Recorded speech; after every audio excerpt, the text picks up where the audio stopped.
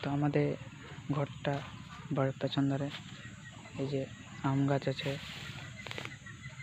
আম গাছ, এই আঞ্জির গাছ, আর একটা আম গাছ আছে, এখানে আছে কুয়াল, আর এই যে একটা, এটা কি বলে গাছটার নাম আমি ঠিক জানি নাই, কারি পাতা না কি বলে।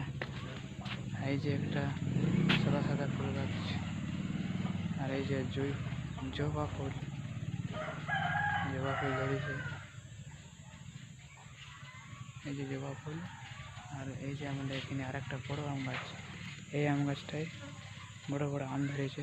এই আম গাছটার একটা আমি প্রথমে ভিডিও বানিয়েছিলাম, প্রথমে ভিউজ গেছিল 900।